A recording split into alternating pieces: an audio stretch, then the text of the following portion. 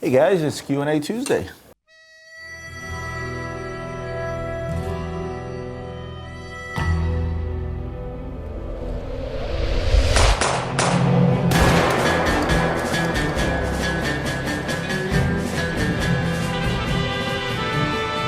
As always, remember, send your questions via email to romansharf@luxurybazaar.com. I appreciate all your questions coming in. This is what makes this show possible. And I got to tell you, I get more what I bargain for, so I try to do my best to answer as many as I can without making these shows 6 hours. And I apologize if I didn't get to some of your questions. As I said, I try to do my best. Here's a really cool one from Kyle. Hey Roman, I'm Kyle, the guy who submitted the funny Would You Rather challenge for the past Q&As. That was actually pretty awesome. And guys, I love these challenges. I think it spices up the show, right? Quite a bit. Just remember, if you're going to send me a challenge, put new challenge in the subject line of the question. The reason for that is that I don't read them ahead of time. If I read the challenge off the top of my head, then it really becomes a challenge. The minute I have time to think about it, it's really not a challenge anymore, right? In either case, I enjoy your live Q&A this week. Thank you. It has its downsides, though. Pro, longer in duration than tape segment. Con, questions couldn't be screened for originality. Too many will the Daytona go up in value type questions that get asked to death. Kudos for your skills in answering questions off the cuff like that. I told you guys before, I do answer most of my questions off the cuff, whether they're live or not. As you can imagine, the amount of emails I get and then the questions and the length of the questions, I just sort of skim through them, put them in a folder to be answered, and that's really it. And that's what I think makes them come out naturally. Of course, I also make mistakes because of that, but it doesn't matter. And you guys are quick to catch me, and I don't mind. It is what it is. Anyway, also check out the watch I render. I took an existing Zenith Defy Classic skeleton and made it forged carbon with yellow accents. I kept the bezel ceramic after hearing you stated that forged carbon isn't very durable as a bezel material. What do you think? And Ian, if you can pop the two images on the screen. So there's your original Zenith Defy Classic, and here's the rendering that Kyle made. And I got to tell you, if the question is, what do I think? I absolutely love the design of it. The initial question is, what do I think of the watch? I love the watch. I love the watch to begin with. Do I like your rendering? Yeah, I absolutely do love your rendering. It's something fresh. It's something different.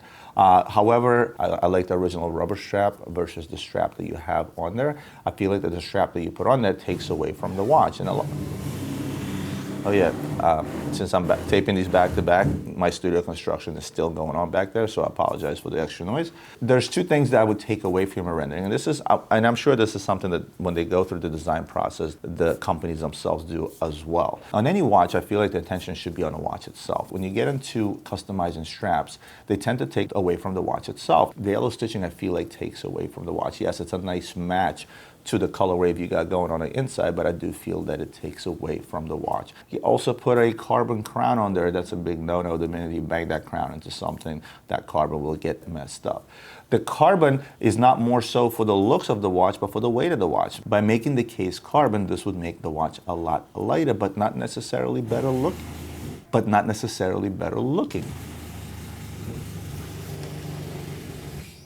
Yeah, I picked a good time to tape this Q&A. Make the watch necessarily better look, and I actually like the ceramic case and the ceramic bezel together. I feel that the two materials tend to clash if you look at your rendering. But I do like the introduction of color into this watch. And there's so many ways that color could be introduced into the watch. If you look at the front of the dial that sort of has that star, you can make that star a different color. The hands themselves. One of the things that's happening here is that the hands are kind of getting lost. Even though the original, everything sort of gets lost, but because it's all one color, the hands are still visible. If you look at your rendering, you'll notice that the hour and the minute hands are kind of lost, and the only thing you see is the second hands. And remember, that second hand's being yellow. That's something that's going to continue ticking around your watch, so that could get possibly annoying. I love the idea altogether by introducing color into this very stark watch. What I would have done is taken that exact same watch and tried different parts of the watch, and you're welcome to submit additional renderings. It's not hard to do this with Photoshop. And for any of you guys out there that want to submit certain renderings, I'd be happy to look at them. I think it's pretty awesome. But for the most part, there's a lot of parts on that particular dial which you can render a different color. You can even go as far as the date wheel, right? Because the date wheel is visible all the way around in this watch. And if you made the dates different colors and then maybe the window a separate color, that could look pretty cool. But with Photoshop, sky is the limit. So you just have to take into consideration when designing a watch, things obviously like durability, which is why you left the ceramic bezel, as you mentioned. Things like readability and things like the fact that you're looking at this watch, you don't want to make it way too busy either, right? There's certain watches out there that are just crazy, and you're looking at, and it just hurts your eyes to look at, and you quickly get tired of them. But overall, it's a great idea on these type of renderings, and I wish that a lot of these companies went out to not just guys like me, but to the general public, or maybe allow some sort of customization. For example, like Basher and Q Dalil, right, where you were able to design your own watch. Yeah, they didn't give you much room, right, and to change things around greatly, for the most part, keeping with the core designs of the watch. But I wish you could call Zenith and say, look, make the star yellow, make the hand red, blah, blah, blah, and so on and so forth to your liking, because at the end of the day, you rendered this watch to your liking, right? And I always say, buy what you like first and foremost, so there's really no rhyme or reason. But I just wanted to sort of break down your rendering and tell you my thoughts. Hope that helps.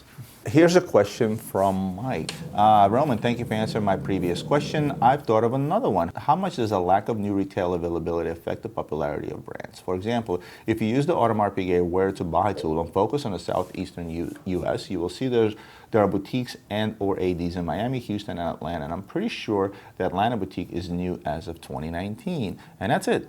Meaning there is zero new retail availability in Orlando, Tampa, Jacksonville, Charlotte, Nashville, Memphis, New Orleans, Dallas, or San Antonio.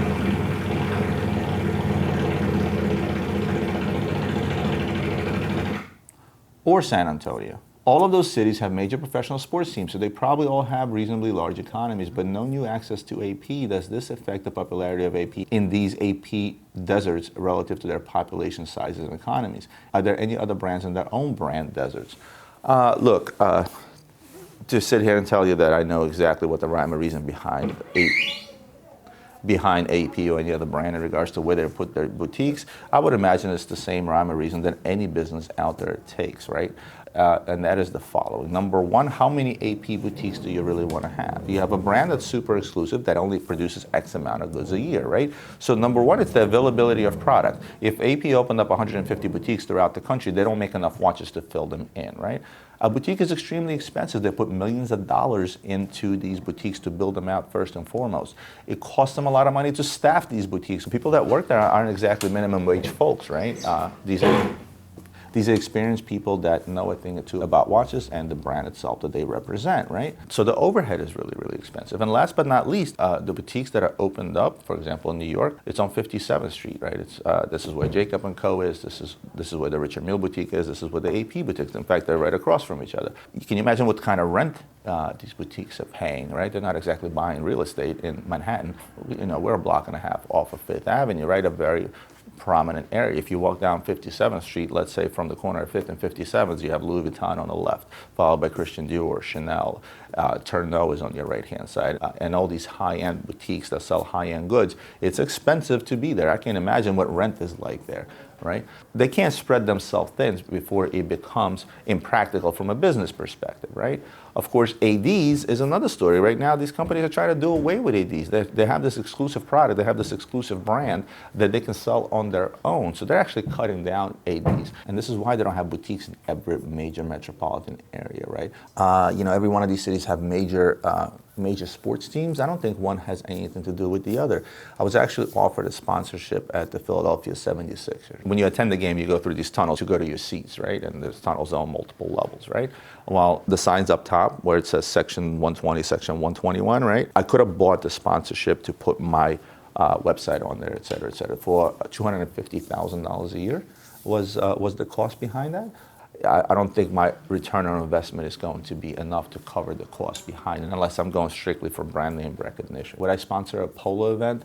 Probably, but I don't think I can afford it, which is why you got guys like Richard Mille sponsoring polo. Why? Because, look, let's face it, there's a lot of blue-collar guys out there that go to watch the Eagles, and there's not a whole lot of blue-collar guys out there watching polo matches. The reality is that I tend to people with a higher income. I have to invest my money into areas where I'm going to get the best return on my investment. So with some of the cities that you mentioned, perhaps what AP did is they did a general survey, the median income How much money do people spend, et cetera, et cetera. This is the same reason why you don't see Chanel or Louis Vuitton or Cartier boutiques in a lot of these metropolitan areas. They do their due diligence, and I'm fairly certain there's great research that goes in behind them, because at the end of the day, they want to know, hey, if I open up the store there, am I going to cover my overhead? Am I going to make money? And based on my product production, do I actually have enough to fill the shelves?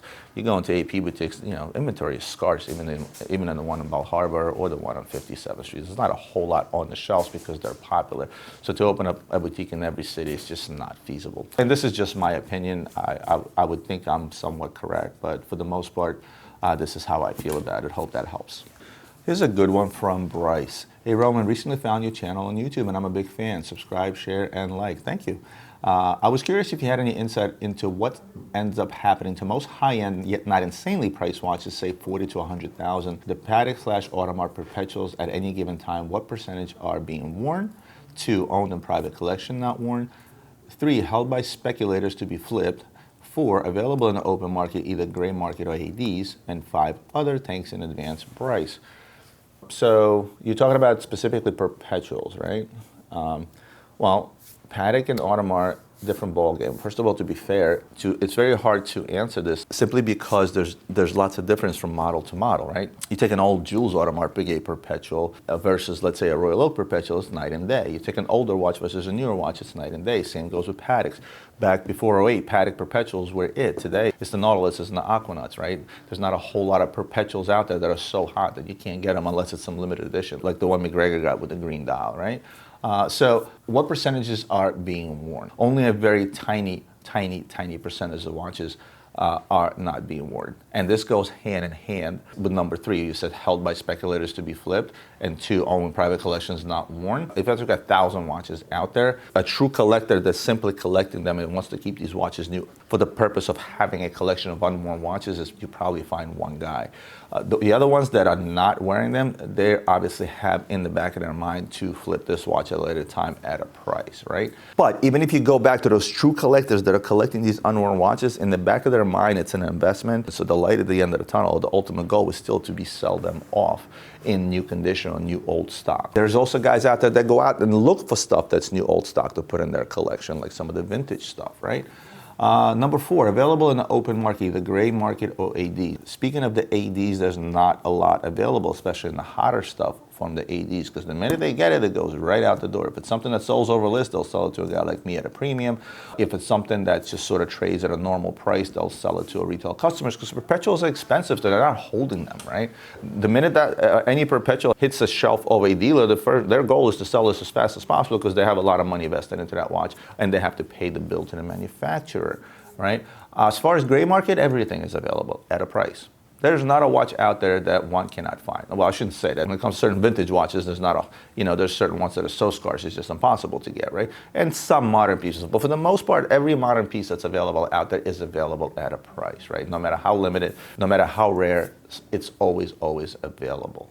And then other, I'm just trying to think if there's any other options. Well, the only other one would be my personal watches, as I dubbed them last time I did an episode showing off my collection.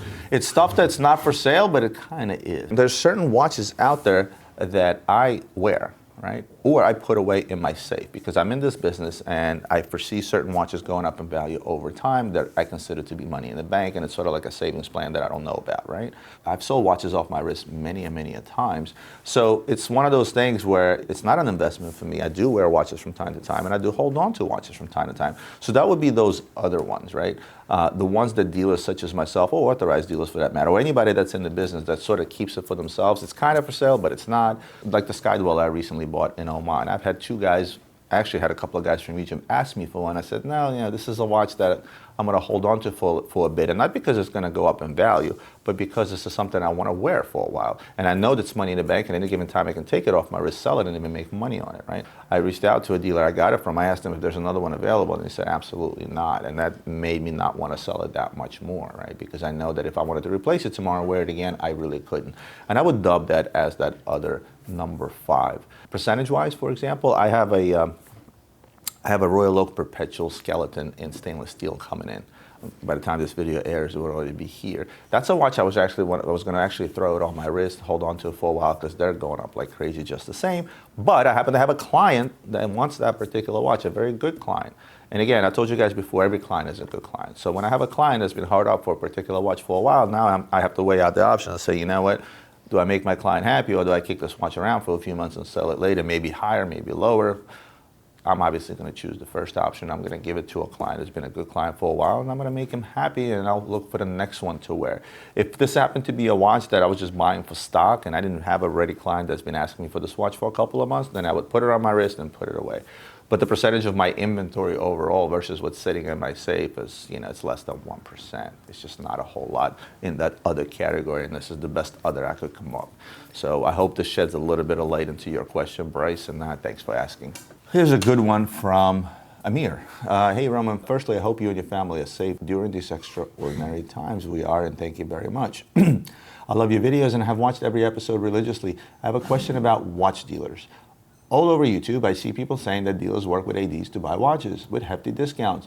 And for the in-demand watches, the ADs work with dealers to sell at a premium instead of retail price. However, from my experience, ADs deny opening the back door for gray market dealers. Also, the people who claim that gray market dealers buy from ADs don't really go into detail how that works and what the process is. They just go and introduce themselves as a dealer and hope to form a business relationship, or did it just go in as any other customer hoping for in-demand watch or ask for a heavy discount? If so, can you give me an insight on how it works? Well, there are many ways and many approaches that dealers have taken, especially going back when I started. Because when I started, it was very, very hard to open up those doors because the ADs, they stayed away from the internet as if it's something that if they touch, it will burn them. And that was the case because with the internet starting, it was a much smaller world, right? You only had a few websites, a few watches on eBay, so everything was very visible. And because everything has a serial number, you had dumb guys that would go buy something from an AD, throw it online with a serial number, and the AD would get a phone call from the company and said, hey, you sold to an internet guy, I'm taking your line away or something like that, or a warning, right? But for the most part, there were guys out there that try to sneak their way into an AD, ask for certain discount, buy a few things in bulk, pose as a customer, and then in turn sell that stuff on the internet. I didn't go that route because I felt like honesty was the best policy. So when I walked into an AD, I simply said, listen, this is who I am, this is my company. I would hand them my card, and I said, I'm looking to buy a few things in bulk, expecting a particular discount, or can I fill my orders through you, et cetera, right? And you know what? Some dealers said, absolutely not, I don't work with the internet, and some dealers said, absolutely. I have some old stock I would love to sell you cheap. If you ever need anything new, just please be careful to ensure that you're selling to an end user, not a shopper from Richmond Group or something like that. And that's how relationships started, right? A lot of the guys that initially told me no then came back and called and looked me up and say, hey, I would like to sell you some things. Perhaps they heard that I bought out a few things. And, and a lot of these ADs that attend these trade shows as well. When I started attending trade shows, you see ADs there just the same, try to either dump off product or load up on some pre-owned product and things of that nature. And when they come to your booth and they see inventory, well, maybe not in the beginning, but later when they saw the amount of inventory that I had, they want to do business with me because they know I'm a buyer and I can write a check for a hefty amount, or I can sell a lot of stuff for them. It's not about the money necessarily, right? I'm able to move product because remember, a single store, single AD cannot possibly move as much product as any internet company out there, right? So they try to develop relationship back with me. And after a while, when you make a name for yourself in the business, your business card starts to carry weight, right?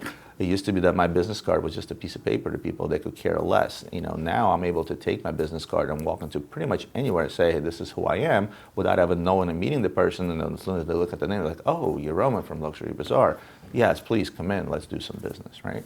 But overall, to answer your questions, ADs do open up back doors. They don't have a choice. If an AD doesn't open up a back door today, he will not be able to sustain. They have to compete with internet. They have to compete with clients shopping around everywhere. So it's really wholesale versus retail. Without wholesale today an AD would have a really, really hard time, unless this is an AD that's selling Patek and Rolex. And even then, they need an outlet to get rid of inventory that sort of just sits. So believe me when I tell you, there's not a single AD out there that does not work with a gray market dealer. Pretty much every single one of them does, and that is the truth. Here's a question that's been on, I'm sure a lot of you guys' minds, and this one comes from Adam. And Adam writes, Roman, awesome videos, keep up the great work. Thank you, Adam. Question, what do you think of Breitling discussion to stop boxing papers, and do you think others will do the same or not? So this whole thing about Breitling, I don't know if I'm sure you guys have read some of the stuff online where they want to do away with box and papers, minimize the packaging to lower the impact on the world, right? Being more eco-conscious. I don't knock eco-conscious stuff. My wife is a recycling queen. Everything in my house gets recycled. We try to do our part best. We don't go crazy over it, but we certainly do our part in the very least by trying to recycle as much as possible in the household. So in terms of their decision, first and foremost, I'm going to be very, very blunt. I think it's a great marketing stunt because that raised a lot of eyebrows. That raised a lot of buzz. Not maybe for that long. I think by the time this video airs, the buzz has already died down. But nevertheless, it did raise a buzz, right? And what did that buzz raise? It raised the name Breitling, right? What do I think about actually getting rid of box and papers? I'll tell you like this. Not talking as a dealer, but talking as a watch guy, right? I got to be honest with you. Box and papers and all the accessories and things like that that come with my watch make me feel warm and fuzzy inside, right? Like my vintage stuff that I have with the original box, outer box, hang tags, even the receipts and things of that nature, that sinks to me. It adds to the value of the watch just the same. So by getting rid of box and papers, I think that would not sit well with a lot of the watch guys. And again, I don't want to talk for you guys. Comment below, let me know how do you feel about getting rid of box and paper. Me personally, I feel like that's not a good move. By minimizing them a certain way, these digital warranties or digital online registrations and stuff that you do with this stuff, that's all great and dandy. But again, at the end of the day, when I look at my watch, I want to have a certificate of authenticity. I want to have the CSOC certificate if it's applicable, right? I want to have a limited edition certificate if it's applicable to a watch, right? I want to have the outer box. I want to have the inner box. I want to have all the goods that come with my particular watch. You go anywhere else and you buy anything else out there, doesn't have to be an expensive watch, any kind of accessory, computer accessories. Imagine if you walked into Apple. I'm sure most of you guys are familiar with Apple packaging. When you get a new phone, the packaging itself is so freaking cool, right? Often you end up holding on to that box, even though it's useless, but you still end up holding on to the box because you just can't bring yourself to throw that particular box out because it's just so cool, right? And it's sort of the same feel. If today every single store, every single retailer out there or manufacturer out there that was selling whatever it might be, got rid of all the packaging and you walk into an Apple store, they just handed you a phone, it would lose huge appeal. Remember, all that packaging is marketing too, don't forget. So, for example, my screwdriver is on my desk, right, from Virgin, right? Obviously, they come in this spinning case, which is very convenient when you're using these screwdrivers, but their writing is all over this, right?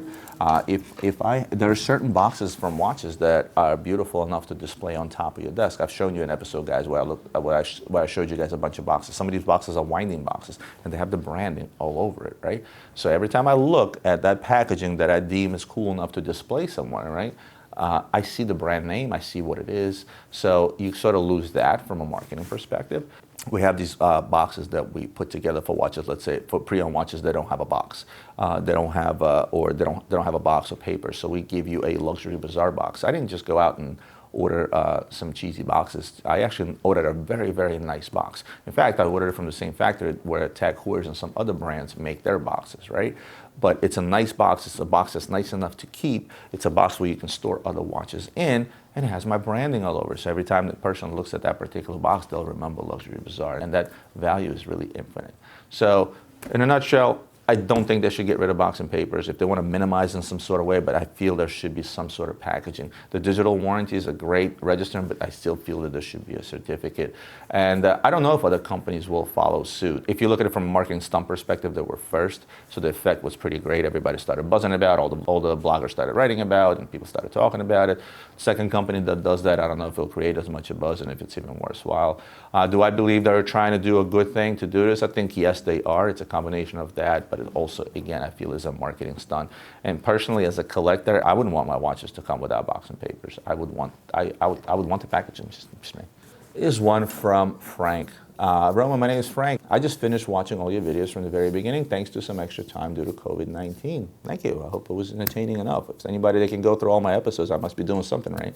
It's been interesting and learning experience going through all of your videos, definitely education. The two things I like best about your content thus far is your sincerity and taking criticism compounded with not speaking negatively about other people, a rarity these days. And two, appreciating all watches regardless of brand. I think these things come through to the audience and I have served you well, I'm sure. Not talking bad about others is something I learned as a child, and at the end of the day, we all know if you talk bad about someone, you're only making yourself look bad. And believe me, I've seen guys say things about me that just at the tip of my tongue, I wanted to get back at them and things like that, but I hold myself back. It's really not worth it. At the end of the day, I want people to formulate their opinion about me based on what I say and based on what I do rather than what others say. 2, appreciating all watches. Yeah, I told you guys, I love watches. It doesn't matter to me how much it is, what the brand is. If I like something, this is what I always preach: buy what you like first and foremost, and I practice what I preach.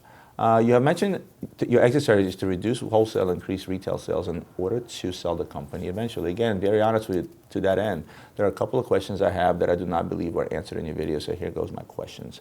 You mentioned you sell on your website as well as many other platforms, maybe 14 others, and you have named some. When retail buyers look at Royal Corona 24, do you sell under the Luxury Bazaar name or some other name? I ask because I shop on these sites from time to time and would apt to buy if I knew I was buying from you versus some random seller who I don't know and don't trust. Always by the seller, correct? Well, it depends on the platform, really, right? So eBay obviously carries our name. It's under the Luxury Bazaar's name at the store.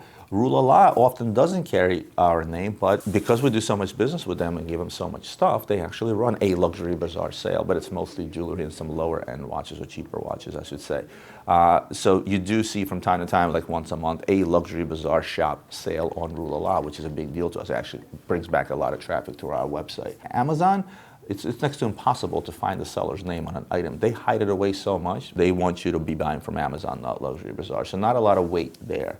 FirstDibs.com used to have seller names on there. They kind of stopped, again, probably for the same reason. Corona 24 does have our names on the bottom of the listings. Again, you have to really put an effort to find who the seller is once you get on Corona 24. But for the most part, if you guys find me on Corona 24 or any other platforms, you should just contact us, because if you buy directly from us and I don't have to pay their fees, you'll get the item cheaper. We only go by the name of Luxury Bazaar. We don't sell under anything else.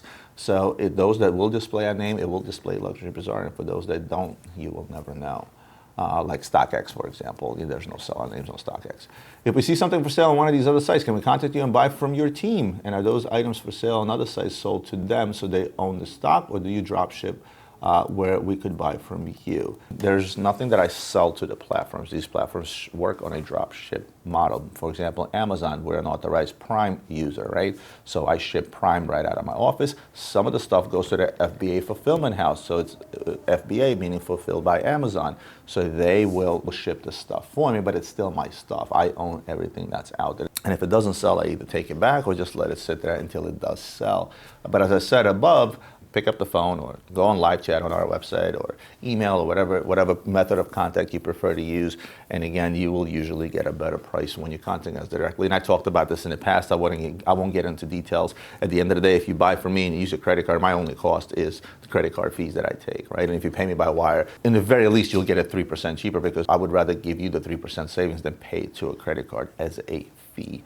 So hope that shines a little bit of light. And then Frank went on to sharing his experience on our website. And there were some technical issues. There were some in regards to not being as browser friendly and things of that nature. And I will tell you, he brought up 6 very, very good points that are extremely helpful to me. When you guys do stuff like this, if you go on my website or if you go on my Instagram page or Facebook page or YouTube channel, whatever it might be, and you have certain things you want to critique, by all means, please do. Because what that does is it actually shows me what's wrong, because you're looking at it as a retail client from the outside world, where I may think our team has designed the perfect page or perfect landing page on our website, and you guys think it sucks. I want you to tell me that.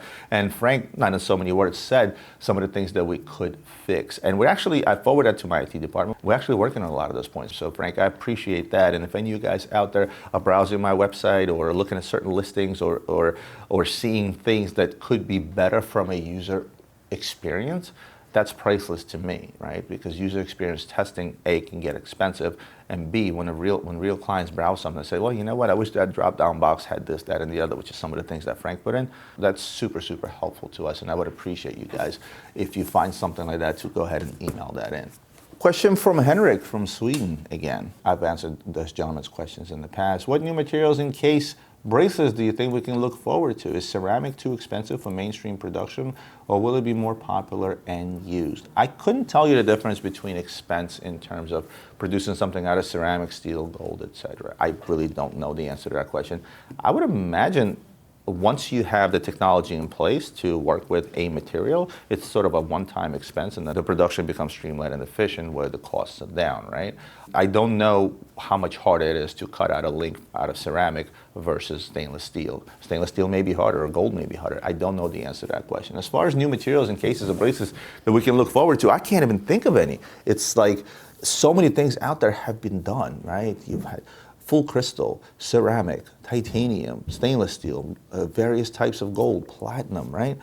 Carbon cases that have been produced. You got Richard Mille with TPT, right? We live in a day and age where innovation is usually taking an existing technology and taking it to the next level, making it better, right? Not very often do you see something completely brand spanking new come out there, right? Ceramic has been around for quite a while. And is this something that's going to stay? Absolutely. Right now, ceramic is hot. Anything ceramic that comes out from AP, it's very hot. Ceramic perpetual, ceramic skeleton perpetual, right?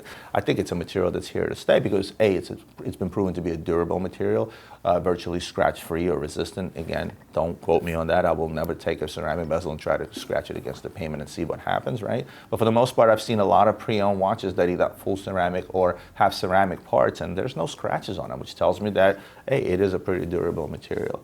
TPT is actually pretty durable, more durable than that of traditional carbon that has been used.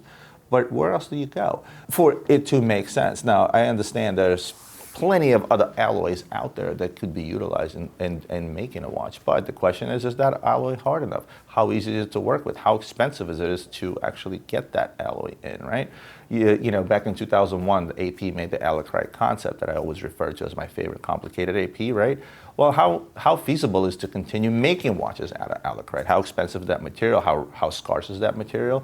And, you know, is it really going to make a big difference, right? When you make one allocrite watch, great. Make 1,000 different allocrite watches, it loses its appeal. It's like when Richard Mille came out with the crystal tourbillon, right? And then everybody follows suit. It sort of lost its appeal after a while, right? Oh, another crystal watch, people are jumping on the bandwagon. You know, Grubel Forze did it, Bell & Ross did it, Hublot did it, and lots of other brands follow suit, like anything else with ceramic, titanium, or anything else. So I think, you know, for somebody to come out there with a different type of alloy, like a different type of metal, let's say, I don't think that will be as appealing because really ceramic and crystal is something different. And I can't really say the same about ceramic. Rado has been making ceramic watches for quite a while, right? Chanel did a ceramic watch a while back, right? I don't know, guys. I'm going to leave this one up to you. If you guys can think of some sort of a material that can be used in the watch of horology, comment below, because I'm sort of lost answering this question. I can't even come up with one single thing out there that could be that. Maybe if I did, I would open up a new watch company or sell the technology to one of the brands. But for now, I'm really having a brain fart in regards to trying to tell you something new. It's kind of all been said and done at this point. I can't visualize a new material. I'm going to take one more from a gentleman named Harry. Good morning, Roman. Hope you and your family are doing well. I've been enjoying your content for some time thanks to the YouTube algorithm and sub when your content suddenly went missing. You have to love those YouTubes, guys. By the way, if you're watching my stuff and the YouTube algorithm keeps popping up my videos because you watched them before, hit the subscribe button for me, please. It means a lot. Appreciate it. Content is always intelligent and entertaining. You have a great way of presenting information without talking down to the viewer. I am sure it's been said countless times already, but your honesty shines through when you present a video. Thank you very much. It doesn't feel like a setup for a hard sell or a new deal with a manufacturer, unlike other channels. Well, that's because I told you guys before, this channel was about brand name recognition. It was never about selling watches, but actually you guys asked for it. The noise you're hearing in the background is the new studio being built. We are going to start going live.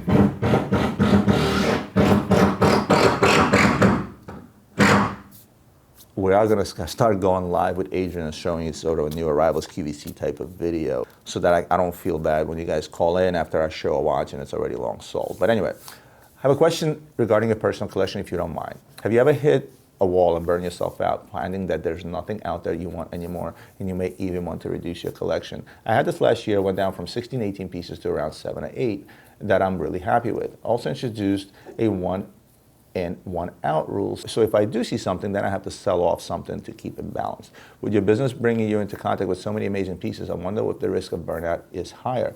Do you get sick of seeing the same styles, designs due to how much volume you work with and find your personal collection gets ignored? With the lack of new collections being released in 2020 for some brands, I think collectors may lose momentum, particularly brands that can run hot and cold. Tudor, for example, after a pretty static 2019, needed a bigger 2020. Breitling, Hublot, Tag, and Zenith could be another few to mention. Do you think some brands may have such a quiet 2020 they fall off the radar for some collectors? Kind of snuck a second question in there, hope you don't mind. Continued success to you and your family in 2020 going forward. Look forward to more great content on your channel. Thanks again, Harry. You know, it's a good question because I never really thought of it that way. Because I am in this all day, every day. I will tell you this, my passion for watches has yet to run out. 18 years in the business and then some prior to me going into this business. And I think I run a lower risk of burning out. And the reason I run a lower risk of burning out is because throughout the last 10, 18 years, I've seen so many watches, from watches that are older than me to watches that are the latest, the greatest, with newer technologies, new horological innovations, new material innovations, as I failed to identify in the last question, right? So I don't think I will ever get burned out from watches themselves. So I do indeed have a much lower risk than your average collector, because I can change a watch 5 times a day, every day. Right? So if I ever get tired of something, I can switch it up. And because for say I don't have a personal collection, yes, there's a bunch of watches that I have that I hold on to, but for the most part, most of them will end up getting sold later and switched for another watch, much like you're doing it. But I think my risk is much, much lower. Now, for a collector such as yourself, or a regular collector, right, that has whether it's 7, 8, 5, or 18 watches, I do find guys getting burned out. And the biggest reason they usually get burned out is because they end up buying watches for the wrong reasons. Rather it's due to hype, popularity, something newer that came out on the model that they already had. Then they regret selling the other model because the newer one is not as nice. They get influenced by social media. They get influenced by guys like me showing watches, and the only reason they're buying something is because this is something I showed, or somebody, or watch, and you slap something on Instagram. Remember, guys, majority of guys out there get greatly influenced by marketing. This is what this is all about. Marketing works, right? Marketing works for all these companies. So when you're talking about brands losing momentum, it's not losing momentum due to the fact that they had a slow production year. It's losing momentum because they can lose momentum maybe because the marketing is not up to par, or they're not enough in people's face to get them to want to buy their product. And it's not just about watches, about everything else like that, right? If you're in your customer's face, if you're selling socks and you're the best sock seller out there in the world, and you're continuously in people's face telling them and showing you your socks and telling them how great they are and so on and so forth, odds are people are going to want to buy your socks versus the next guy that doesn't do all that. If a collector get burned out when he's looking at something, and let's say you had 18 watches and you spend an X amount of money on those 18 watches, and you're saying, you know what happened when I get in your wear time? I don't even know why I bought this, maybe because I saw it on Instagram, or maybe because John Mayer was wearing it. I don't really enjoy this complication. It's useless to me. Why did I buy this? This is where the burnout comes out, which is why I always say, before making a purchase, think long and hard why you are buying the watch. If you are the hype guy and you want the hypest and the latest and the greatest, then be prepared to say that 6 months from now, that hype watch that you bought is no longer the hype watch. There's going to be always something newer and hotter and greater, right? Sky is the limit, and it will never stop. It's infinite. So if you are a hype guy, you have to be content with the fact that you're going to want to switch that watch 6 months later. It's going to cost you a lot of money going back and forth to keep trading these things. But if you're content with that, then you're never going to get burned out. And this is why I always say, look at a watch purchase, a multiple watch purchase it from a perspective that really sinks to you, whether it's from a brand, history, complication, metals, et cetera, et cetera. Don't be an impulse buyer on watches. There's a lot of impulse buyers out there, believe it or not. There's people out there making impulse buys of 2, 3, 4, 500,000. I know this. And again, I'm not saying there's anything wrong with that. But if you're somebody that's concerned about getting burned out, it's the constant switching, it's the constant feeling that I may have made a wrong decision is what makes most collectors get burned out. And also those that are chasing hype. Unless you're somebody that can be content, make sure that you're really, really content with the fact that 6 months from now, you're going to look at your watches and you're going to say, well, this is not the latest. I saw something else posted on Instagram. I now want that. If you're okay with that and you can be content with that, you will never get burned out. But if you're not, you might just find yourself getting burned out. Sounds to me like you found yourself a happy medium. The 1 in, 1 out rule, I agree and disagree for a couple of reasons. There shouldn't be a reason why it should be 3 watches out and 1 in. Or 3 watches in and 1 out. Don't make yourself such a harsh rule that you may end up missing out on something that you may have wanted, right? And at the same token, just because you're down to 7, 8 watches to 18, there may still be some watches there that you don't really particularly enjoy. And the last thing you want to do as a collector is get rid of something that you really, really like, but because you like a new watch just the same or just as much, you may miss out on the watch that you just sold. And this burnout feeling, it's usually caused by when a person feels as if they're making certain mistakes or they're not doing something right. And by selling off a particular piece to get a new one, don't find yourself regretting selling off that one later on, and just to find out that it's now much harder to get it, it's much more expensive. Let's say it happened to be a vintage piece or something of that nature, right? Just really look at your collection as a whole. There shouldn't necessarily be a 1 in and 1 out rule. From a financial perspective, that actually can make a lot of sense, right? So you're not spending too much, right? But then again, you can have a watch for 10 grand and then a watch for 50 grand. So, you never know. hope that kind of answered your questions and shed a little bit of light on what I think in regards to that. Other than that, guys, this is going to be it for me today. As always, hit the like button, hit the subscribe button if you're not a subscriber to my channel, and most and foremost, share this video with your friends, because this is what helps my channel grow organically. And I'll see you guys next Tuesday.